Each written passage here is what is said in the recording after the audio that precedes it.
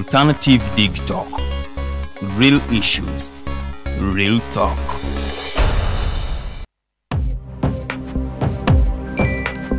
Go to the church, though. Tawali man, what's up? Man, can you imagine people just dump everywhere? Someone drinks water and throws the bottle wherever. Come on, Rogers. What else do you expect people to do with an empty bottle? Simanya now, did you know that plastics take at least 450 years to decompose? What? That's a long time. Exactly. Because plastics are made out of a lightweight and flexible material that doesn't decompose easily.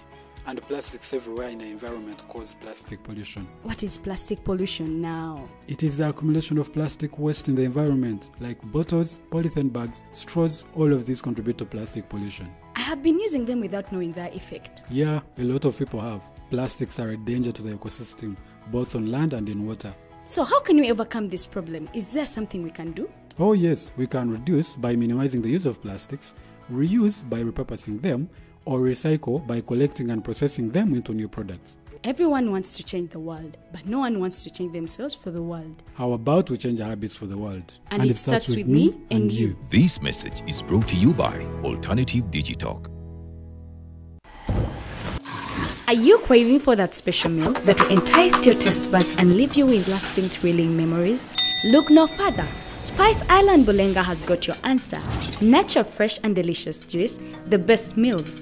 Don't miss our daily specials from Monday to Sunday. Pizza Wednesday, Saturday Pizza Bonanza, you buy one and take two. Come dine with us and feel the experience. We are located at Prime Shopping Center in Butaleja, Mitiana Road. For inquiries, call us on 0704111720. Spice Island, we treat your cravings.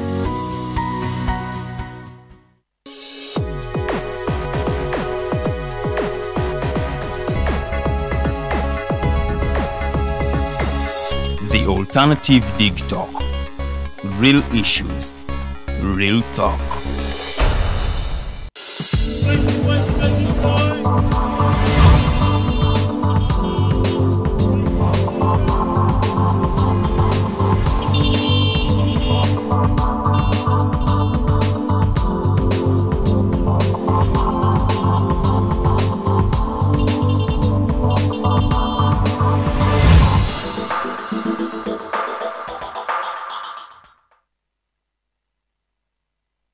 Digitalk TV, ladies and gentlemen, welcome aboard. Just 2 minutes past the top of the hour. I would love to welcome each and every one of you to this edition of the Mighty Drive Show. My name is Edgar Matthew Karuhanga. Today is the 27th day of June 2023. We are coming to the end of this particular month.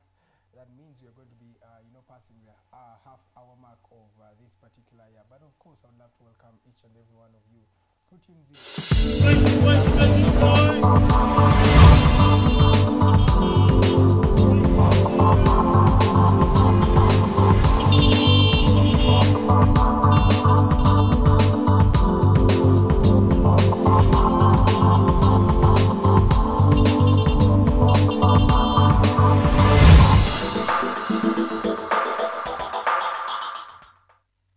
Hi Rogers, can I ask you something? Shoot. What does corruption mean? Well, summarily, corruption is abuse of public power for personal gain or for the benefit of a group to which one owes allegiance. For example, when a public office is abused by an official accepting or soliciting a bribe. By the way, private people can be corrupt too, like bribing police officers to escape fines. Okay. So exactly how does that concern me?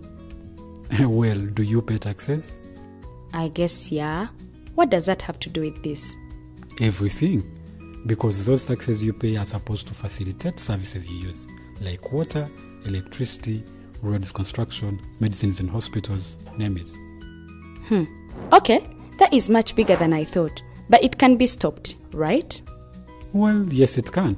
Although it may not be as easy as it sounds. And here is the reason why. Corruption roots are grounded in our country's social,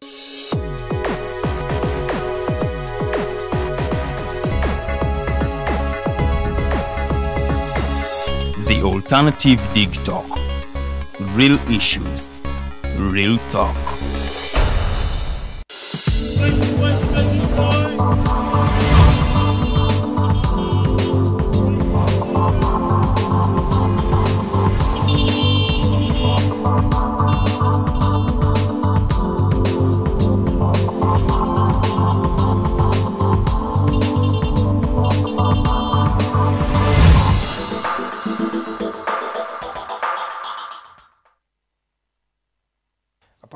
for that particular constraint that happened here and there.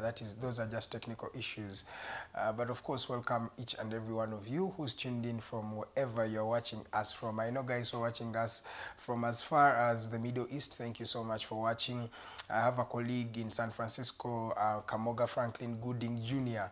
Thank you so much for always tuning in right there. It's always a privilege having you on the drive each and every day. And those who are tuning in from Kampala, if you are at the comfort of your home still preparing to head out for the day, thank you so much for tuning in. And of course, those who are already in their taxis on a border, you have your earphones in your ears and you're trying to break down having a conversation with us. Thank you so much for tuning in. It's not something we really underlook, but something we take with utmost pleasure and of course respect. Thank you so much for sacrificing your data, sacrificing your time, and of course tuning in each and every day. So it's always a privilege having you.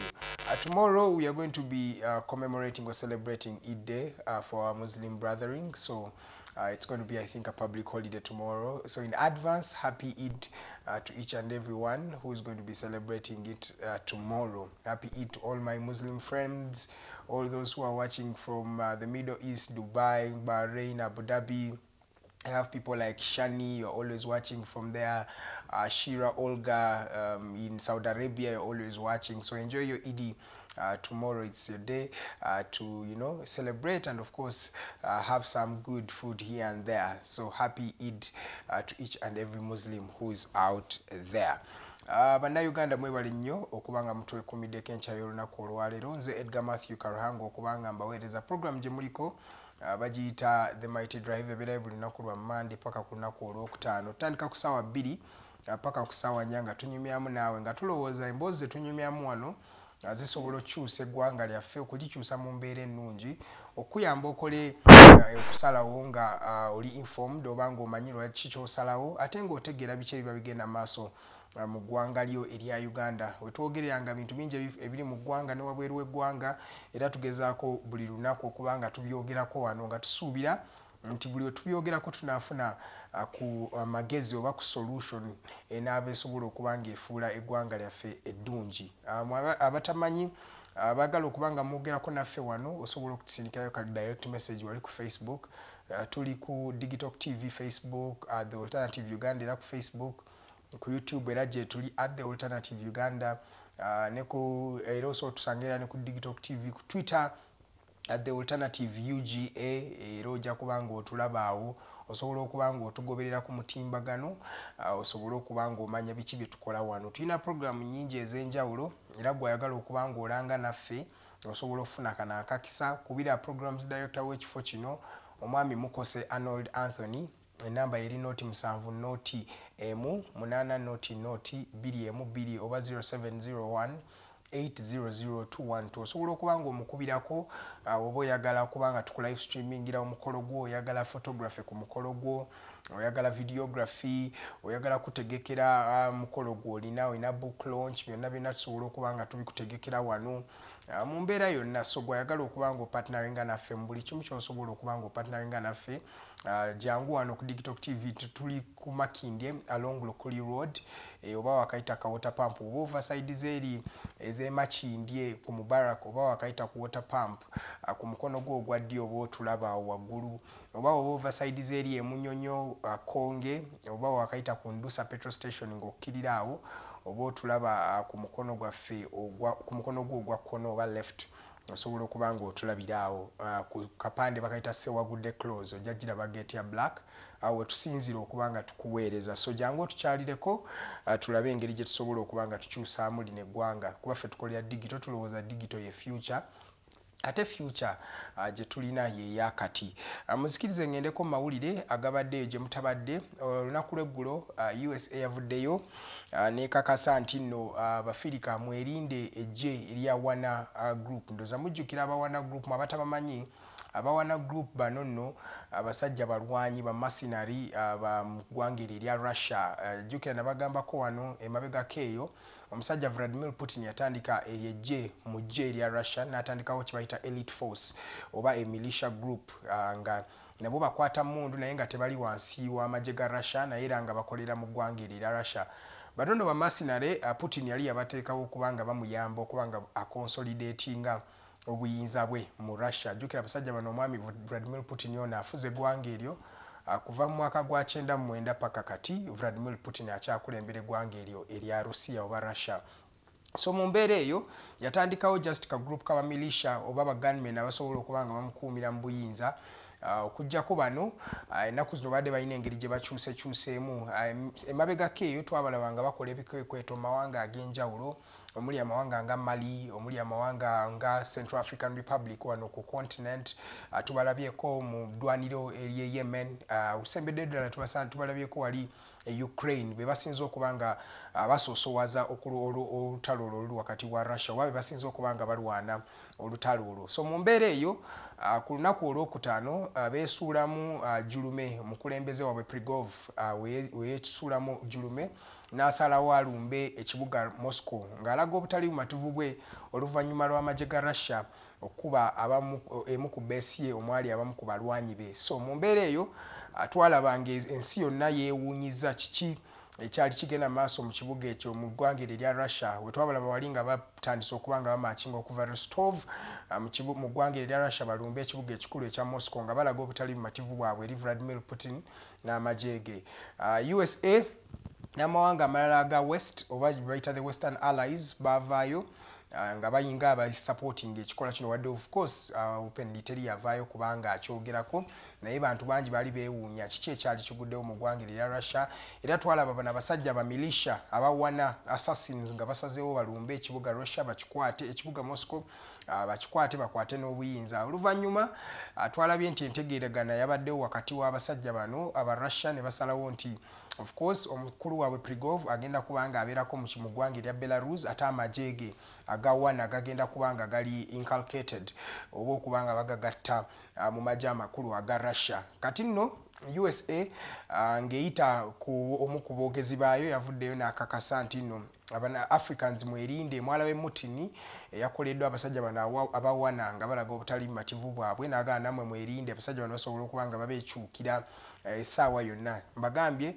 nti bano abasajja abawana tukyabalina wano mu ggwanga liri erya Mali bagezaako okubanga bakuuma abasajja abali eyo abawamba ndoza mbajjukira bajjunta b'e Mali bannamagye bawamba eggwanga eryo. So bayambibwako abasajja bano abawana group okubanga bakonsolidating amaanyi gaabwe mu ggwanga eryo. Tebali mu ggwanga eryo lyokka bali ne mu ggwanga erya Central African Republic ne mu Congo baalimu mpolampola ne mu Burkina Faso eyo olutalo gye lugenda mu maaso mpolampola era ndoza ne mu Guinea Conakry twalabanga amagye gawamba obuyinza era nawo abasajja bawana group gye bali bakola ebikwekweto ebyenjawulo. So America ewonize abafirika nga babagamba temulina kirungi kye mugenda kubanga mufuna mu basajja bano abakwata mundu oba ba militia ab'eggwanga lino erya Russia. Abasajja bawana group n'agamba bano balina kye baba banoonya, of course babeerako ne hidden agenda naye nga abasajja bano aba USA bagamba abafirika tubeere beegenderevu kubanga ekyabadde Russia abasajja bano okwekyanga ne basalawo balumbe ekibuga ekya Moscow kisobola okubanga kibaawo mu ggwanga lyonna. Oba abasajja bano nagamba abasajja wana group basajja balwanya entalo nnyingi tewali vita gy'osobola baleetera gye batalabyeko abasajja abo. So mu mbeera eyo USA yasabye abafirika babeere bulindaala. Jjukira kino ekintu ky'okuba n'amagye ag'enjawulo kye kizibu ekikyatawaanya eggwanga lino erya Sudan. Ndooza mukimanyi nti wetwogerera kati okulwanagana kukyagenda mu maaso mu kibuga Khartoum mu ggwanga erya Sudan oluvannyuma lw'abasajja aba Rapid Support Forces okubanga tebakwatagana n'eggye era ery'eggwanga lino erya Sudan. Nabagamba omusajja President Omar al-Bashir we yali akyali president ndooza yakwata obuyinza mu 1999 yasalawo atandikewo eggye eryo ery'okubbali era militia nga gy'olabe yawana okuggyako obo abatuuma ba Rapid Support Forces nga yagezaako okubanga alwanagana n'abo abali mu kibuga ky'e Darfur. Ndooza mujjukira waliyo insurrections mu mwaka gwa 2003 2024 awo 2024 waliwo insurrections ezaali zigenda maaso mu Darfur regions eza Sudan nga baagala bakole kye bayita seceding naye Omar Bashir teyakikkiriza kino era yatuma abasajja bano aba RSF by the time bali babayita abajanjawid bagende balwanise oba bamalewo uprisings ezaali mu Darfur. Bakikola bulungi nnyo naye ekizibu ekyasigalawo nti wasigalawo eggye mu ggye wasigalawo abakwata mundu ab'enjawulo. Ky'obalaba nti nabo kasita baamala okubanga bamuggyako Omar el-Bashir omwami Dagala abakulembera ne president w'eggwanga lino ya Sudan Ahmed Burhan basalawo nabo bemala eggoge nga of course ekibalwanya bonna baagala kulaba ani asobola okuba nga akomandinga amagye agawamu kwekulwanagana okukyali maaso eyo bino tubirabye mawanga ag'enjawulo nti waliwo amagye agali mu magye ne mu ggwanga lya Uganda wano mumanyi eryejje lya SFC ndooza paka saawa zino teri sanctioned by the constitution of this country naye era nalyo mweriritsa ne elite force in the UPDF era abantu batyamu bagamba tetulabe emigozo banegiri mu mawanga ago nga Russia mawanga nga lyenkugambyeko erya Sudan tetubirabe nga bibeerawo wano katusabe bireme kubanga bituukawo mu mbeera eyo tugendeko mu mawulire amalala okuttingana kukyagenda maaso mu ggwanga era ekiro ekyakeeseza ndoozi olunaku olwa Sunday that is ku weekend twalaba waliwo bebatema ettore eyo Masaka abataano batemebwa Masaka eyo ne bafiiramu kati era n'olunaku lw'eggulo waliwo abattiddwa ku side ze Fort Portal abaana 3 battiddwa omwami bamutegedde nga Brian Mutegeki bagambye nti ono alabika inako ekizibu ku mutwe yakutte n'atema abantu 5 ba family ye yennyini 3 bo bafiiriddewo 2 bakyali mu kupoocha n'ebisago ebyabatuuseeko Masaka omukyala gwe bayita Sylvia Nakibira myaka 3 era naye yatemeddwa ekiro ekyakeeseza olunaku lw'ejjo ku side zeeyo Masaka jjukira ne Masaka awo wennyini ku lunaku olw'omukaaga bagambye nti abantu 5 aba family emu era baatemwa ku side ze Masaka eyo kwegamba obumenyi bw'amateeka bukyeyongera mu ggwanga twewuunya tusobola kukola ki okubanga kino kiggwawo oba nga kivaawo mu mawulire amalala DPP Jane Francis Abodo yamaze okujjako emisango abantu 17 baali beetaba mu kubuzaabuza amabaati ag'abantu b'e Karamoja.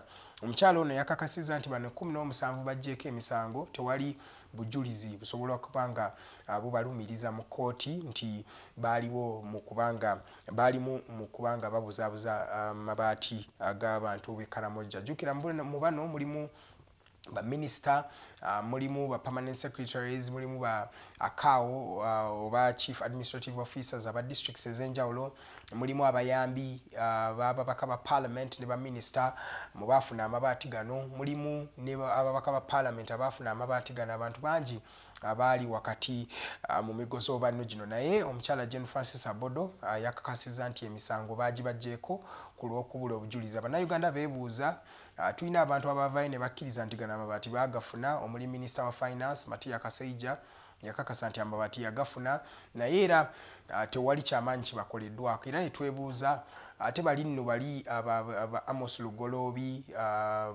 abasobola okubanga ba-arraigingibwa mu kooti bo banjawulo ki okusinga bano kwegamba amateeka galina bwe gakwata mulimu begatakwata ekyo kitulina okubanga twebuuza ffe nga Bannayuganda nga tumalirizaawo poliisi yakakasiza nti ku bayizi 17 abalenzi abaayokebwa mu dormitory yaabwe 11 bamaze dda okubanga endagabutonde yaabwe emaakingibwa ne abazadde baabwe kwegamba abantu 11 ku mirambo 17 egy'abalenzi egyayokebwa okubanga giggwawo mu bulumbaganyo obwali wali ku ssomero lya Rubirizi High School wali mu secondary school mu kibuga oba mu district y'e Kasese kwegamba abamu 11 kwabo already family zaabwe zamaze dda okubanga zibafuna emirambo gyabwe basobole okubanga baziikibwa. Jjukira twalumbibwa abasajja abayeekera ba ADF era abantu 42 be baafiira mu bulumbaganyi buno sabbiiti ewedde lwali lunaku ekiro ekyakeesa weekend eri eyaggwa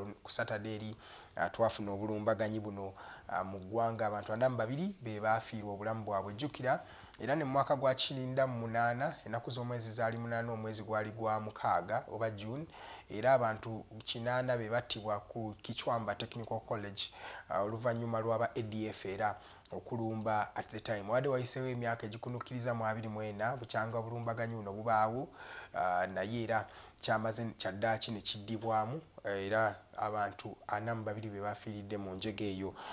Yo poliisi erekakasiza nti n'obulumbaganyi obwali wali ku Salama School for the Blind Mukono era nabwo abamaze dda okuba nga batandika okunoonyereza ku mbeera eno bagirestartinze okunoonyeza bakuzeemu okuba nga bakakasiza ddala ani eyakuma omuliro ku ssomero eryo ery'abayizi abatalaba bamuzibe abantu 11 era be bafiira mu njege eyo.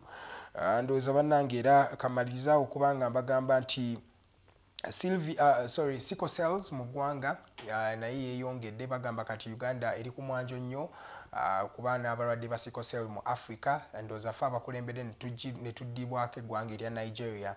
So beera bulindaala kebera endaga butonde nga tonnaba kubanga osalawo okubanga ozaala mu muntu kubanga ekirwadde kya sickle cell jjukira kiri inbuilt oba kiri born bakuzaala nakyo kifuna through family links and things like that. So abeera mwegendereza nnyo okubanga kino ekirwadde kya sickle cell tusobola okubanga tukimalawo mu ggwanga lino erya Uganda.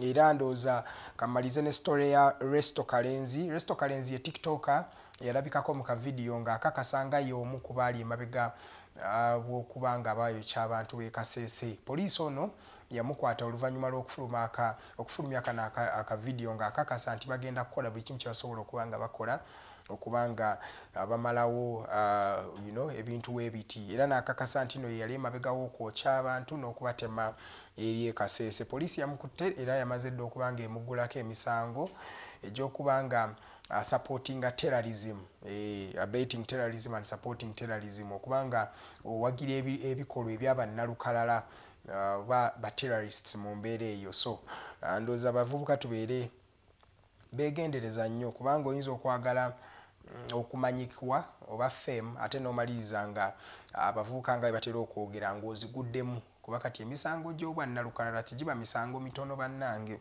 ogwo guba musango munene nnyo era n'ababaka Seggirinya ne Ssewanyana gye emisango gye badde babateekako. So omwami ono ndowooza Resto Kalenzi abeere kyakuyiga eri bannayuganda naddala abavubuka abatera okunyumirwa emikutu egyo egy'enjawulo nga balowooza nti relevance ogijjaawo. Naye nze si kyekintu kyenzikiririzaamu. Relevance yaffe teva mu bintu weebityo. Relevance eva ku ngeri gy'okyusizaamu obulamu bw'abo abantu abakwetoolodde. So Resto Kalenzi abeere kyakuyiga eri abavubuka bonna kubanga ono omwana abadde n'emyaka 25. Gino emisango egiba gimusse mu vya asobola okuba nga asibibwa emyaka egitaka wansi wa myaka 3. Ndowooza omanya obuzibu bw'ekintu ky'oba okoze. Nze Edgar Matthew Karuhanga tugenda kuba nga tuwummulamu bwe tukomawo tulina omukyala bamuyita Hasahya Sovereign. Ono nno nga y'omu akulembera ku bavubuka ba NRM mu district y'e Butaleja. Si gwe gusoose okuba nga twegattako, abadde naffe wano emirundi mingi. Katuwummulemu tukomewo naye tunyumyemu emboozi paka ku ssaawa 4.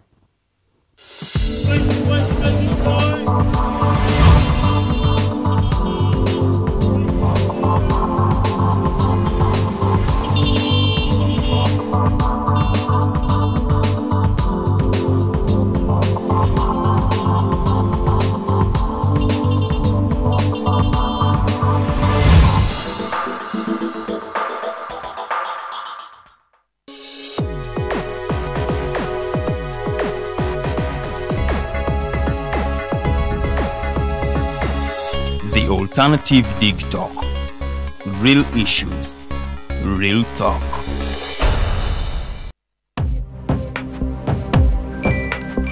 Go to the church, Tawali man, what's up? Man, can you imagine people just dump everywhere? Someone drinks water and throws the bottle wherever. Come on, Rogers. What else do you expect people to do with an empty bottle? Simanya now, did you know that plastics take at least 450 years to decompose? What? That's a long time. Exactly. Because plastics are made out of a lightweight and flexible material that doesn't decompose easily.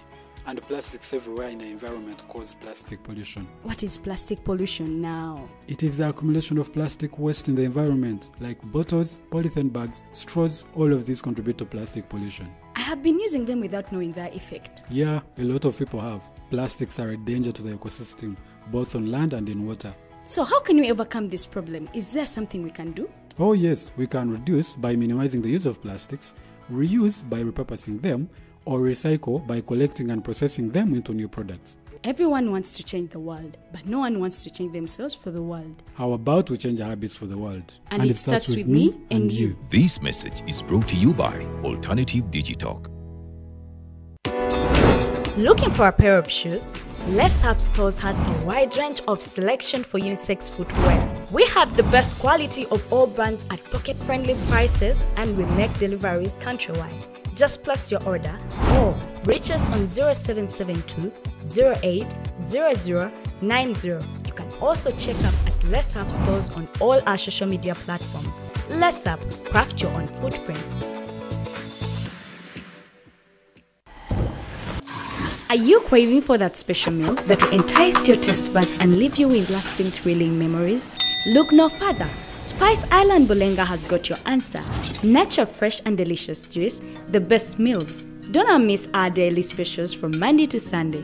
Pizza Wednesday, Saturday Pizza Bonanza, you buy one and take two. Come dine with us and feel the experience. We are located at Prime Shopping Center in Butaleja, Mitiana Road. For inquiries, call us on 0704 11 1720. Spice Island, we treat your cravings.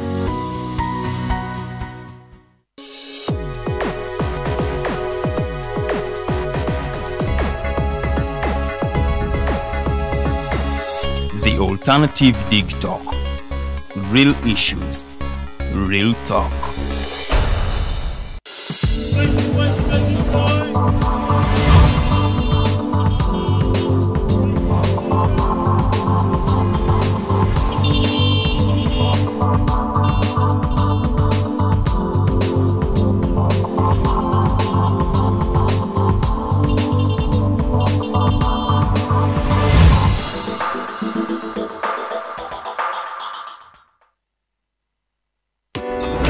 Looking for a pair of shoes?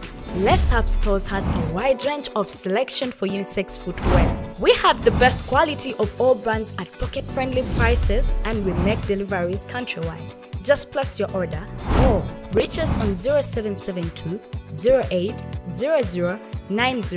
You can also check up at Les Hub Stores on all our social media platforms. Les Hub, craft your own footprints.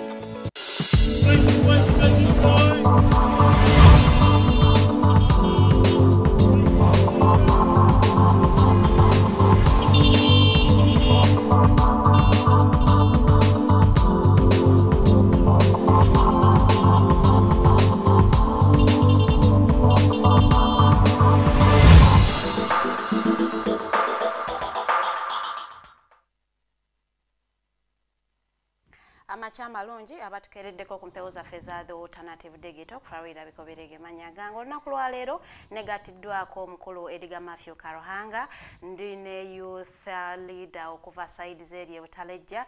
Tugenda kubanga tudiscussinga ensonga za government youth programs zibaddewo nyingi nnyo. Youth livelihood fund wagifunamu yonna gigobako okumala omwaka mulamba sente ne zitajja nenjivaako. There is parish development model. Have you gotten the money? They're giving out 10 million in mwemba mwe group inze bulungi nnyo, groups of 10 mugende mufuna akasente musobola okukolamu ekintu ekinasobola okubayamba. 10 million can begin some business ne kababanga kabawa 10 or 20 a day. Mujja kubanga mutambula mpola. A journey of 1000 miles begins with one step. So tolinda kunoonya million 10 okola business, and then you begin with akasente akaliwo weba bakuwadde entandikwa. It is all good. Our quote of the day is, youth is the most suitable age to enjoy the life completely or to work diligently for the life. What you decide makes your rest. What you decide makes your rest of your life ordinarily or legendary, respectively. Accurate. So you say like those words. but it's really accurate. So you choose because obo chali mvubuka amanyi obo galina. Osala wo kusimbula obo kola. Obo kola. So, one word for the wise is always what? Enough. Musikirize nyanizo omugenyi waffe owaleero Sovereign Hasahya omukyala yakulembera abavubuka mu district ye Butaleja naddala aba NRM. Twagala kuba nga tunyumya ku nsonga nga Farida z'abagambye naye munzikirize mwanirize tukwaniriza nnyo nyabo. Azizanya sebo era nsanyuse nnyo mwebale nnyo okunkyazaako. Mubadde munkyaye nnyo. Wabadde atukyaye. Nera tugira ne tukunoonyaako oli waffe. Nze mbeerayo.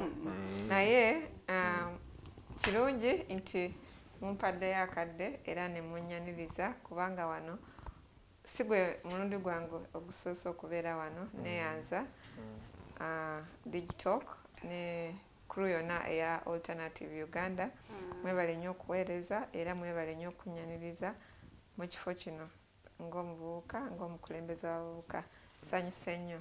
Kirungi. Akadde k'otabaddeewo Butaleja abadde atya eyo muli mutya?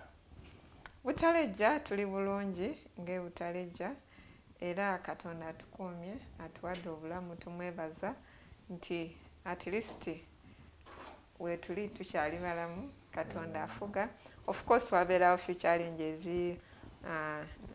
waliwo wetufiirwa family zaffe ne zifiirwa so abo bonna abali kuyita mu buzibu obwo tusaba Katonda abagumye emitima gyammwe era abeere yeyongere okubeera wamu nammwe ne challenges ez'enjawulo tusaba Katonda asobole okukola ki okutusomozesa oba okutuyamba naye mu byonna twebaza Katonda. Era kirungi ogambye nti tuli balamu kubanga ennaku zino mu ggwanga lino okubeera omulamu is already a win. Oba osinga kubanga obutemu bususse nnyo twatandikira Kasese e Masaka wawulidde ebyabaddeyo kati ne Fort ejjo kugamba what's wrong with our society today mu ndabayo? Is there something wrong? Should we say it's the end times nti Yesu anaatera okudda okutukima? Lwaki tufuuse ekintu ekitoogerekeka?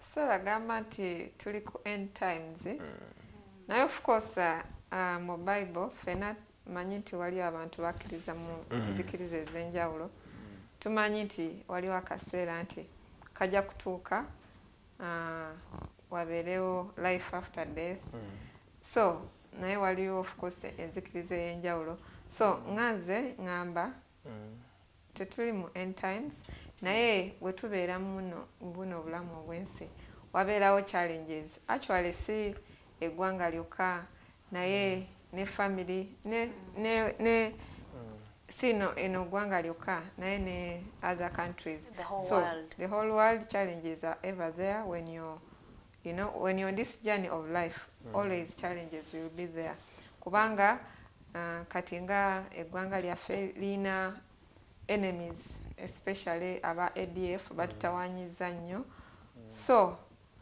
ebyo kyoba olaba nti oluusi bajja ne bakola attacks actually si bo bokka naye byatandika edda konyi naye yatawanya nnyo mu northern Uganda eyo so ezo challenges zibeerawo ne ba Al-Shabaab batufuukirako ba Al-Shabaab emabegakaawo ne ba Al-Shabaab those ones we created them for ourselves.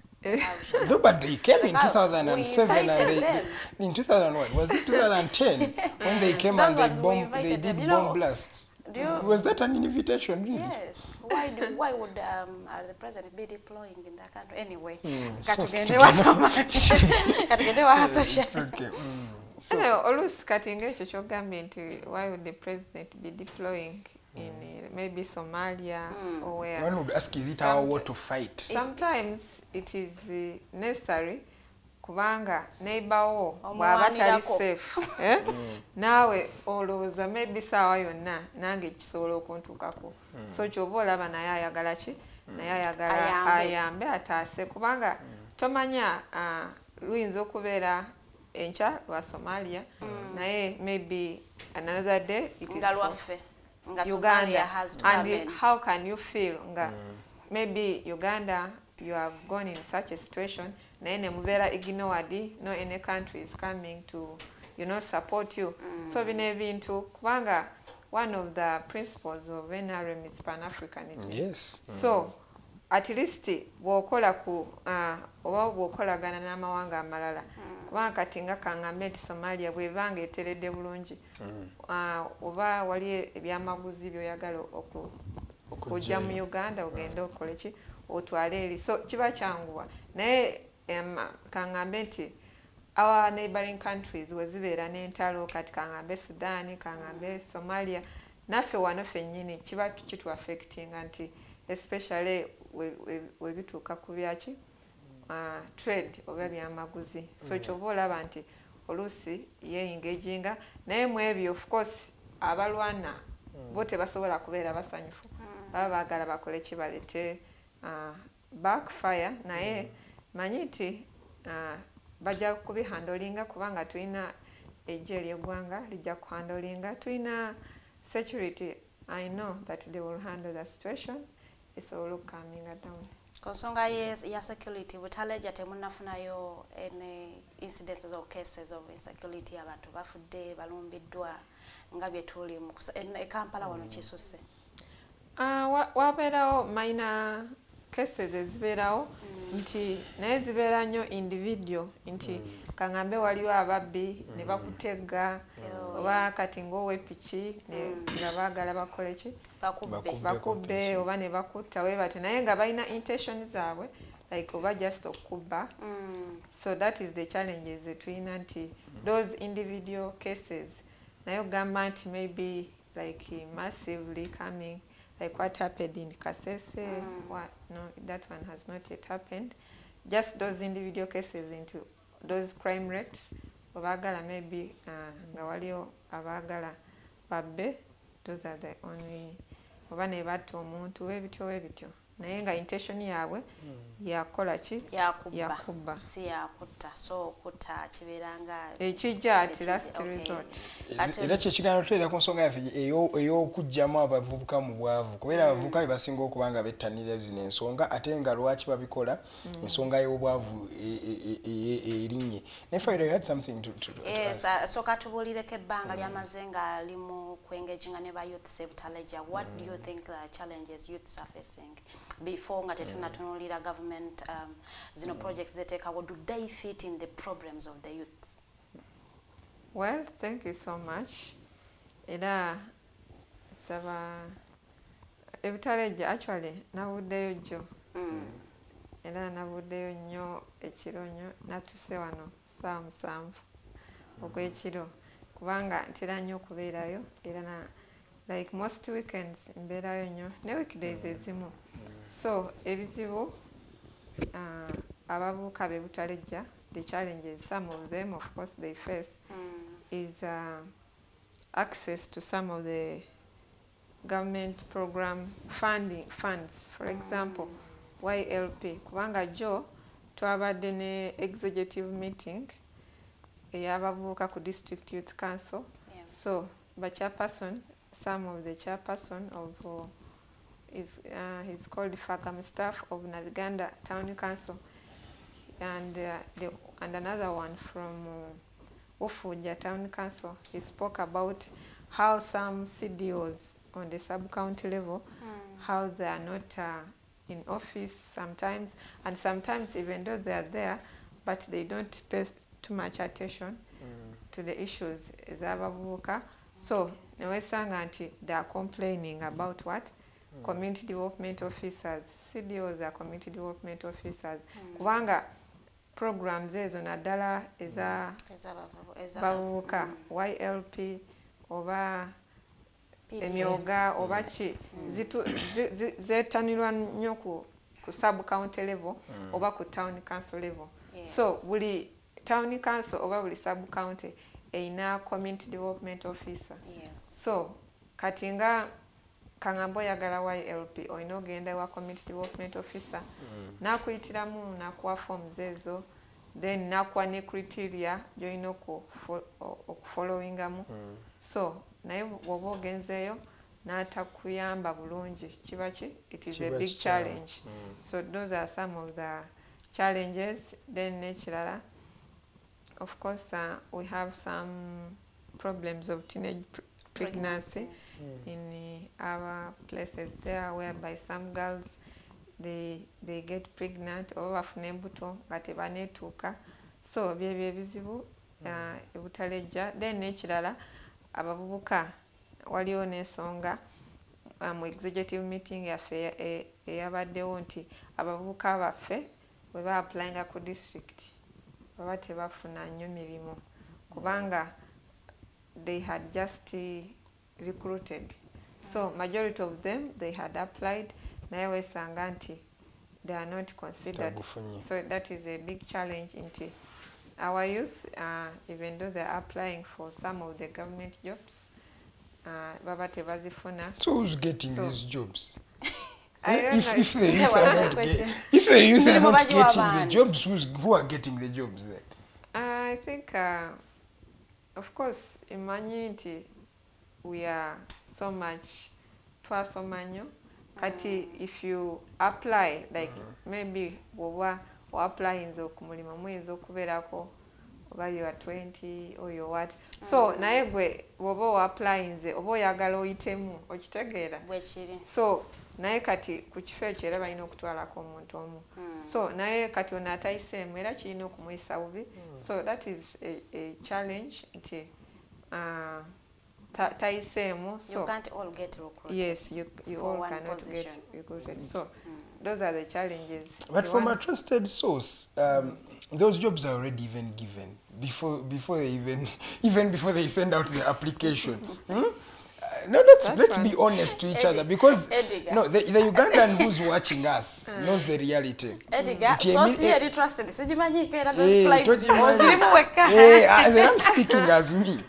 That most of these jobs that are in government, Lucy bagenda okubanga baz advertising. Anga bamaze dogua Hasahya already yafunye dda kwa yego badde banoonya naye ne bateekayo okutuusa omukolo gwe n'oleeta ebipapu labyo ne bibeera already ng'abantu we bali bakola n'okukola ng'oli yafuna dda omulimu gwe kati ekyo kubanga kati nga emirimu gya district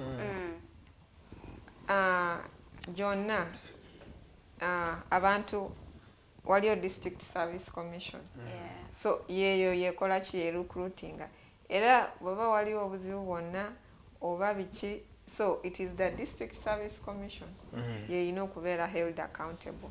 So oba oyina source simanyi oba oyina source ya district service commission oba oyina source yaki maybe awojja tunnyonnyola bulungi. Oyogeddeko ku teenage pregnancies. What is causing teenage pregnancies side ze Butaleja? Teenage pregnancy ebikozinga nti abawala baffe Butaleja oluusi wesanga nti first of all I'll talk about sanitary towels. Wesanga nti they don't have sanitary towels, so oluusi ne batagenda ku ssomero ne bakola ki, they resort to getting nagamba kampumulemu emyezi 9 era ayinza ogamba kambereke waka kubanga toyina busobozi nakola ki kati mukubeera ewaka nafunayo omusajja oba amusendasenda nakola ki because they cannot afford nafuna ki oyo omusajja namuwa olubuto. N'ekirala abazadde baffe oluusi tebeesobola tebalina ssente oluusi oyagala ekitabo oba n'atasobola kukiweera mu budde, maybe olina school requirement gy'oyagala naye omuzadde we nakola ki n'atasobola okusasula mu budde, oluusi ne lanchi nga tasobola kusasulira lanchi oba breakfast. Kati bw'osangayo n'omusajja mu community ayagala akugulire chapati n'akugulira soda, kati bw'obeera student gw'olaba nti bambi ekyo kyamaanyi nnyo okuba student bokka ulyakwalagayo bw'obeera student naye continue even full grown up women these days they are living in relationships for survival naye genda maaso.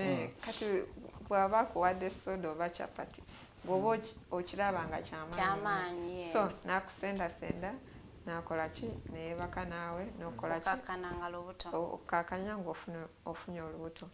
So those are the most of the challenges why our girls are facing such. That's so sad. Though you talked about the issue of sanitary towels and although I think it was a survey that was done in the recent past around 2015 when the First Lady, the Minister of Education, promised to give out sanitary towels. Wale abana banja abamisinga mu buli mwezi n'amisingamu emirundi ng'ena 4 days nga tasomye just because of so when you realize those 4 days was gatagata zibeera ennaku nnyingi omwana ozo z'abakoze eki z'abamisinze naye era basuubiza abawala abaffe sanitary towels naye tezinnatuuka. That was 2015, but I don't want to really go back into the politicking because nalaba tewali solution gye tuleeta. Naye oyogedde ku kintu ky'aba community development officers. Ate from the time this money has been dispersed to the people, the beneficiaries, there's always been that challenge of there is someone who has to accept oba wali oyo omuntu ali waggulu. Era kati mu PDM ne mugamba kati kino tuyinza okijjawo zigenda kubanga zigenda directly to the accounts of the parish and the circles in those parishes.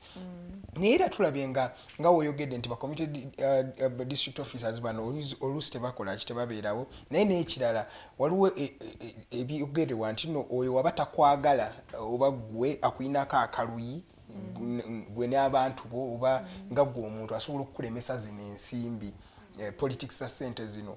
Olowooza gavumenti yali kikoze etya okubanga bano abantu ebajjawo because kati CDO waba takwagala maybe yakusabako oba love or something n'ogaana asobola okufrustratinga. Olowooza ensonga eno tusobola gizanyisawo tutya kubanga ono community development officer avaawo oba I don't know, what do you think should be done? Community development officers nze kyensobola okuadvisinga nti government esobola okubawa more facilitation kubanga oluusi wesanga nti tebabeera nnyo mu office kubanga they are facilitated with low pay, so besanga nti bagenze mu bintu ebirala banoonye so kyoba olaba nti tebabeera nnyo full time mu office. Then nekirala nti maybe bayinza okufunako ababayambako like field officers kubanga community development officer ku sub county wesanga nti yalina in charge of women, yalina in charge of youth, yalina in charge of PWUs.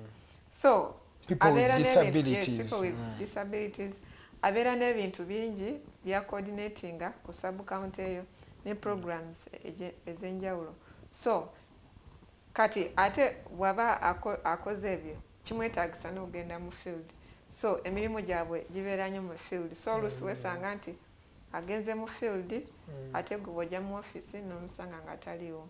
So maybe singa babeerako n'abantu abasobola okubayambako such that ye bw'aba agenze ye abeere ne administrative work ey'okubeera mu office naye omuntu agenda mu field ng'asobola okukola okucollectinga data n'amala n'amukomyawo.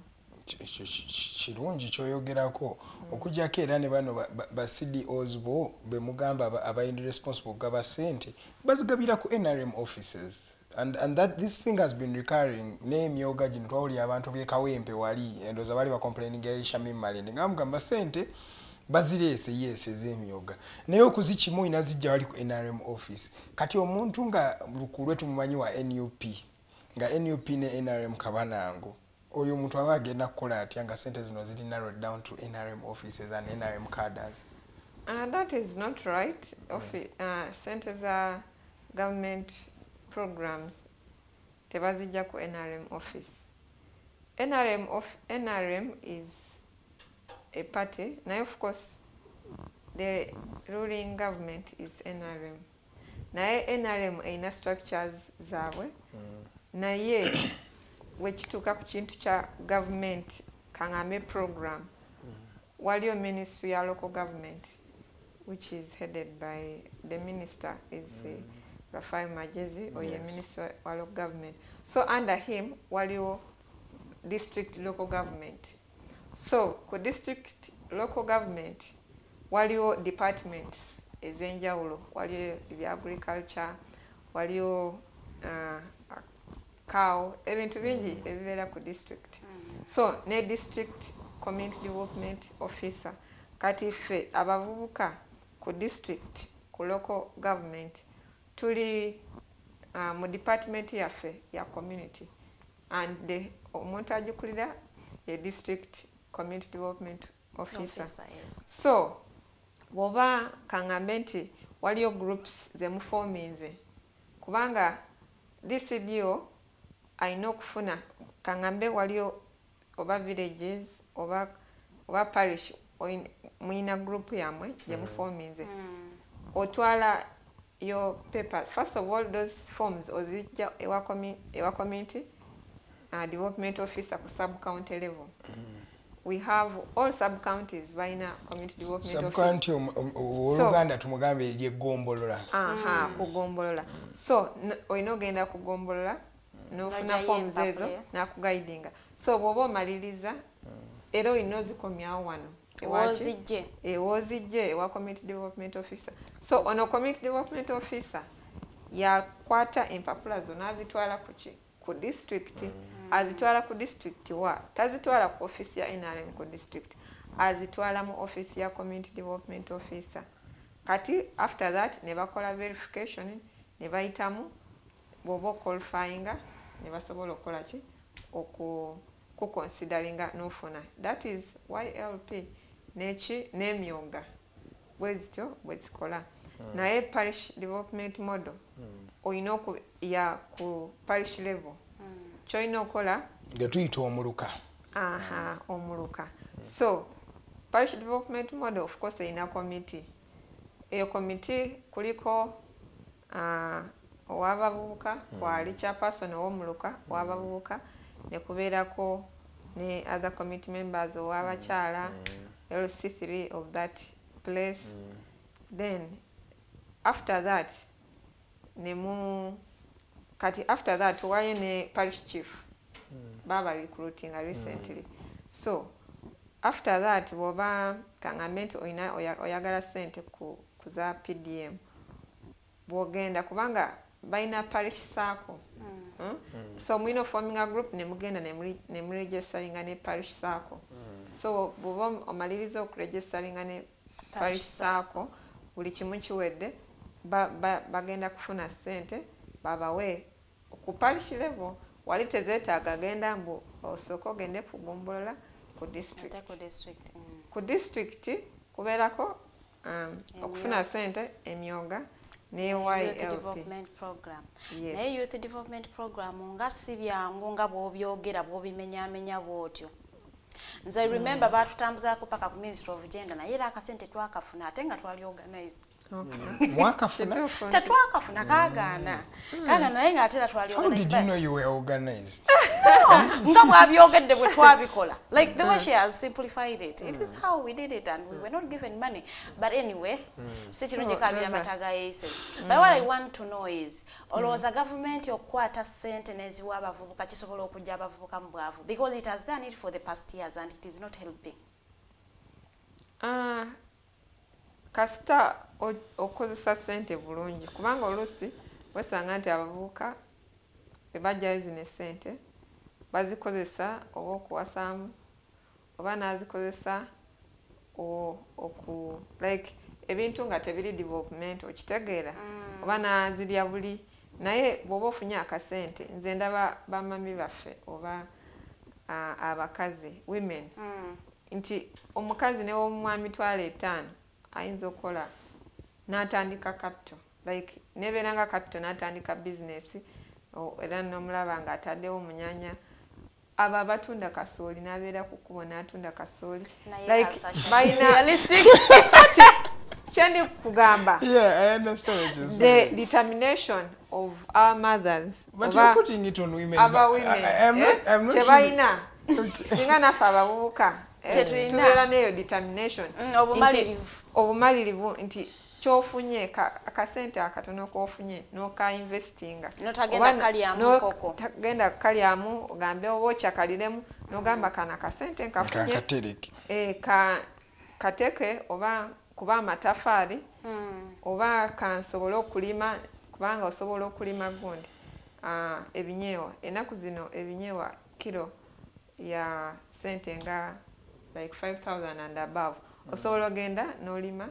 So oba nogamba kokozese okulunda enkoko. So we should not look so much at the big kubanga nabo abalina businesses ez'amaanyi saawa zino nabo batandika mpola mpola. So kirungi bw'oba oli muvubuka n'otandika mpola mpola on whatever you have, whatever little you get. So singa bazikwata ne bazikozesa bulungi ze ngamba zisobola okubakyusa naye oluusi wesanga nti they are not using it for the intended purposes. Oluusi ateekako birala wano ate wamala sente n'agenda n'akola ebirala nga si bya business. So kyova olaba nti oluusi there are those challenges. Naye n'ekirala nebaza gavumenti nti nawe yateekawo skilling program. Waliyo presidential initiative on skilling the youth. Skilling Uganda. Yeah. It's working. So I've seen many people who have graduated through that. Yes.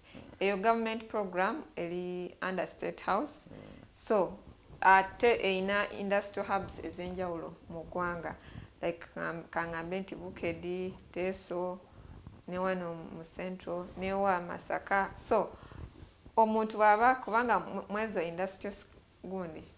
industrial hubs basomesa kangambe okusiba nviri, tailoring. Yes, tailoring. Fashion and design. Yes, fashion and design. Oba okuzimba, oba okuba gundi, welding. Mugundi oba. So welding oba okwocha ebyuma. Yes, okwocha ebyuma. So no kanika. Yes, no kanika. So omuntu baba afunye gundi eyo n'afuna chance ne bamuselectinga kubanga ekirungi nti tebetagisa oba wasomako oba tewasomako. What they need is your national ID, then LC1 letter proving anti oli wakyalo ekyo. So no kola ki no choosing a course gy'oyagala oba wasomako oba tewasomako ate tekyetagisa sente nti olina okusooka osasule sente olyoke okole ki osome ate n'okusoma kwennyini nawo kwabwereere. So eyo program nze ndaba nga nnungi. So kubanga omuntu bw'oba ofunye skill oba osobola okutandikira wonna wonna kati kangambe nze ngize okola ki okusoma kangambe ekyalaani oba enviiri osobola otandikira ewaka. You can start from home like kangambe nti okusiba enviiri kasita otandikira ewaka baneighbors ne bagamba oyo muwala amanyi okusiba nviiri oli naye n'alifalinga ku mulala kubanga kyetagisa just bwe noteekawo mu kekago n'entebe n'osiba enviiri. Then with time osobola ofuna essalo. Hasahya ogenda tandikira wenyini kuba akadde ka break katuuse. Tugenda kuba tuwumulamu katono naye we tukomawo Hasahya agenda tandikira ku nsonga eyo ningi adda akyasoosowaza okujjako era tulina n'ekizibu ekya mindset change akyogeddeko wano katono nti abaana bafuna ssente zino ne basuubira nti bakuzikosa mbirala. Nze nzijukira twagendako mu State House era ne tutwalira abavubuka nga 10 naye twafuna ssente era twazaawulira awo. So how then can we help these young people to understand really zino sente zikola ki zinaabagasa zitya at the end of the day zitukolinga zitya okutuuka wansi eri munna Uganda asemberayo ddala tufune kye bayita equity. Katuwumulemu katono we tukomawo tugenda tandikira kyali ne Hasahya Sovereign yakulembera aba youth leaders oba aba youth members aba NRM wali mu Butaleja district. Tukyatandikira wenyini.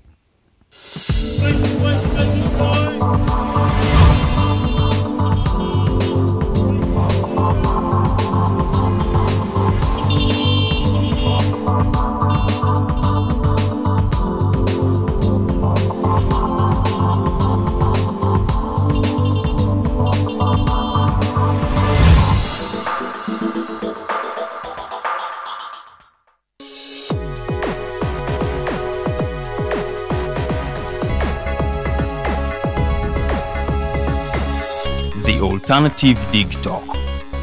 Real issues, real talk. Are you craving for that special meal that will entice your taste buds and leave you with lasting thrilling memories? Look no further. Spice Island Bulenga has got your answer. Natural, fresh and delicious juice, the best meals. Don't miss our daily specials from Monday to Sunday. Pizza Wednesday, Saturday Pizza Bonanza, you buy one and take two. Come dine with us and feel the experience. We are located at Prime Shopping Center in Bulenga, Mitiana Road. For inquiries, call us on 0704111720. Spice Island, we treat your cravings.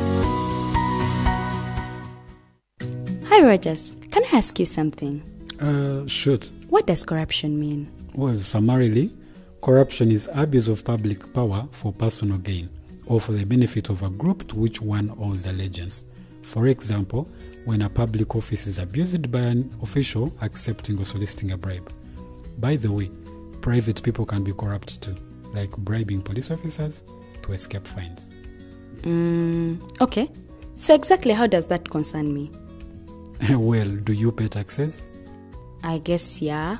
What does that have to do with this? Everything. Because those taxes you pay are supposed to facilitate services you use, like water, electricity, roads construction, medicines in hospitals, name it. Okay, that is much bigger than I thought. But it can be stopped, right? Well, yes it can, although it may not be as easy as it sounds. And here is the reason why. Corruption roots are grounded in our country's social, political, economic, bureaucratic traditions and policies. So, what has kept it going this long? I mean, why don't we stop it? Well, the main reason why it has been here for so long is because institutions are weak, either as a result of poorly defined ethical standards of public service, weak administrative and financial systems, or ineffective watchdog agencies. What can we do to stop it? At a national level, we must focus on strengthening the independence and effectiveness of public institutions that fight corruption.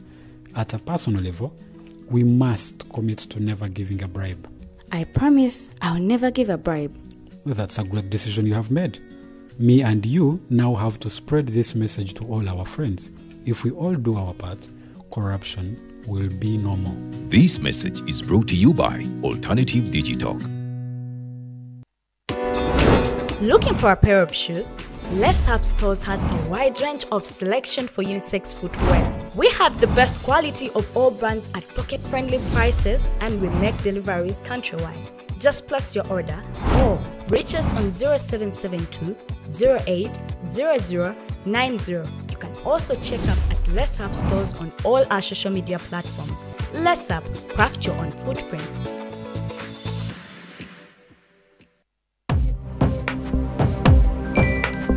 But at the church, though, Tawali man, what's up? man, can you imagine people just dump everywhere? Someone drinks water and throws the bottle wherever. Come on, Rogers. What else do you expect people to do with an empty bottle? Simanya now, recorder. Do you know that plastics take at least 450 years to decompose?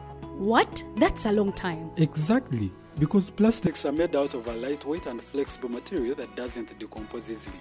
And plastics everywhere in the environment cause plastic pollution. What is plastic pollution now? It is the accumulation of plastic waste in the environment, like bottles, polythene bags, straws. All of these contribute to plastic pollution. I have been using them without knowing their effect. Yeah, a lot of people have. Plastics are a danger to the ecosystem, both on land and in water. So how can we overcome this problem? Is there something we can do? Oh yes, we can reduce by minimizing the use of plastics, reuse by repurposing them, or recycle by collecting and processing them into new products. Everyone wants to change the world, but no one wants to change themselves for the world. How about we change our habits for the world? And it starts with me and you. This message is brought to you by Alternative Digital.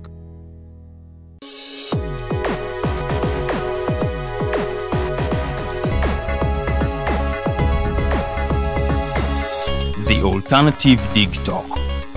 Real issues, real talk.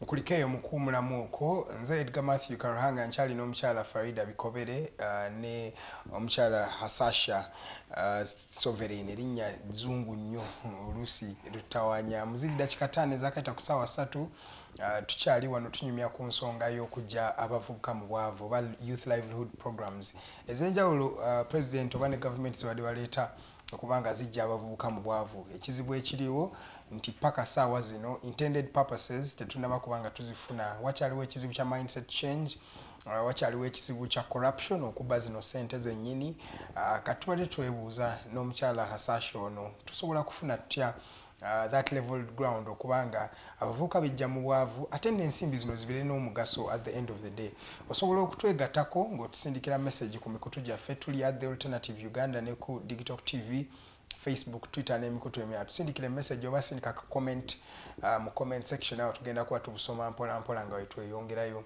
n'emboozi eno. Kanzirewo omukyala Sovereign, tubadde tukyali okyadde ekyana ensonga gy'oyogera naye nga tuleetawo ekizibu kya mindset change. Yeah, ne skilling, yes, but there's also a problem of mindset change. Jagala osooka omalayo ensonga yo tujja tu addressinga ekintu kino nti abavubuka bo zino ssente ebyaddala zirina kubagasa zitya ate n'ekirala balina kujja batya because mirundi mingi beekuŋŋaanya naye nga tebalina the core value that they need to use the money in this way. Naye bajja kwekuŋŋaanya because nze nyina mikwano gyange nga basatu bemmanyi, mikwano gyange naye ginayo basatu tukaba manyi tufune abantu 10 tugende tufune ssente zino. Naye nga bano tebalina basis yazo, there is no background, at the end of the day tewali intended purpose. So komalayo ensonga ya skilling gy'obadde okyayogerako then tutandikeko ensonga eno ya mindset change. Okay. So mbadde kyayogera nti bw'oba nga ofunye skills kangambe nti oyize okukola ki okusiba enviiri oba osobola otandikira ewaka then bw'oba oyize okukola ekyalaani osobola otandikira nakyewaka oba n'ogenda mu center n'osaba ow'edduuka.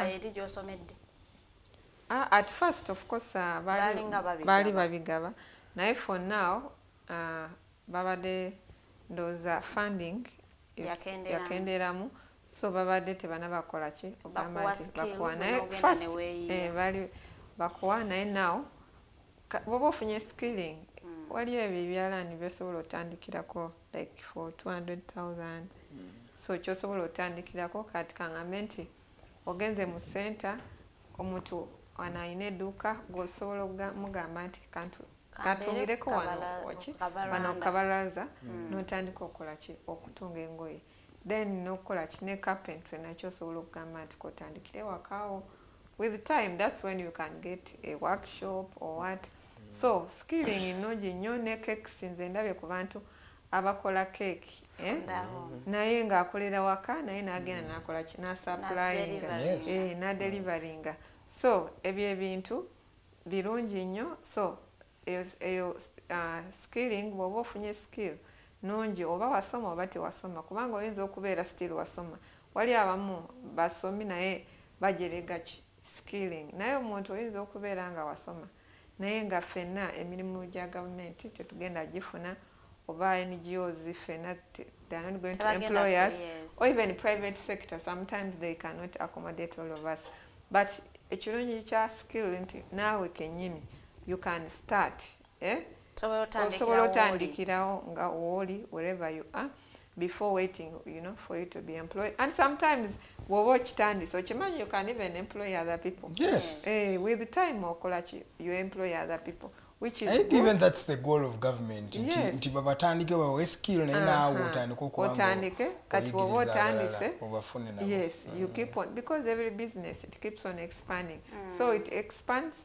At some point you will need people you will need to work with, and those people it is good also to choose very young people nomanya nti mukwataganire wamu twekulakulanye. Kale singa zine sente eza parish development model singa tebaleeta parish development model ne bazikwata ne bazongera mu skilling abaana ne babanga bavaayo n'entandikwa kubanga luli bagabanga 1M nga obadde oyize ekyalaani bakuwa ekyalaani ne capital 1 million ogenda otandika obulamu. Kati ate zine sente ze bawa abavubuka abatalina na tebamanyi na kye bagenda zikozesa bo bazze wamu tugende tujjeyo sente za government singa baziwoone yasazeewo nagaka ngene jigenviri because kati oyo abeera ne direction gyayagala okugenda. Oba oluusi nze kinalirowoozeza kyebalikoze nti waliyo already abavubuka abali mu kukolayo ebintu byabwe walabye abavubuka balina ngazi welding workshops ezo balina garages already. So why don't we really invest in these people who are already there bafune bannaabwe oba mubafunira abantu tugambe kati eno garage tugitaddemu ssente bweziti lwaki tetuteekawo gavumenti ekuwaddeyo abaana 2 bano abaana balina okuyita mu mikono gyo obayigirize kino ekintu. Nze ndowooza because these people are already there the trajectory kisobola okuba nga kiyambako.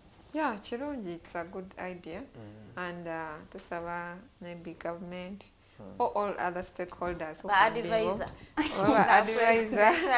Yes, basobola okutakinga up such ideas ne basupportinga abavubuka betandikiddewo naye nga betaaga support then ne start up in future. Nze mbadde nsaba nti bano abayize basobole okukola ki okubawanga babawa startup capital then n'ekyokutandikirwako. Yoyo omukyala Hasahya Sovereign. Tugende ku nsonga ya mindset change eno. Bano abavubuka sente zino bazirabenga ki oba muvubuka ki in fact kya kunyonya muvubuka ki alina okufuna sente zino because kyeka season za buli omu really because the parish development model eriko 39% households bagenda okujja mu bwavu so muvubuka ki alina okufuna sente zino ate ne sente zino okuzifuna alina kukola kiyeteekateeka atya bisangizo ki by'obeera nabyo vambi nebyogamba mbu tugende batuwe sente tuzaawulemu tugende so how do we get this money ate muvubuka ki alina zifuna? Well, thank you so much. Mvuka alina okufuna kati kangambe nti parish development model. Parish development model si abantu nti abagagga okitegeera y'abantu ng'oli mufuna mpola oba muwejjere mufuna mpola. Yes, so kubanga wali abavubuka ng'oba mu family nnungi nawe kennyini nti oli bulungi naye wali oli aba mu family nga si nnungi ng'amalako n'omwezi nga takutte ku nnusu lukumi. Yes, nga takutte ku nnusu so nga obula like ali kustrugglinga nnyo so ky'oba olaba nti beetaaga omuntu nga at least oyina obwetaavu omanyi there is need and just there is that thing when you just want something but there's a time when you need so fena yes sente tuzeetaaga oba oliani oba oliani oba oli minister oba oli president oba oli kansala oba oli mugagga weetaaga sente there is no way nti newaziba mitwalo 10 oba oli mugagga ojja kuba ozeetaaga naye kati waliwo need obwetaavu nti wali oli bw'aba ayagala bw'aba ayina maybe ayagala mitwalo 2 tasobola gyetuusaako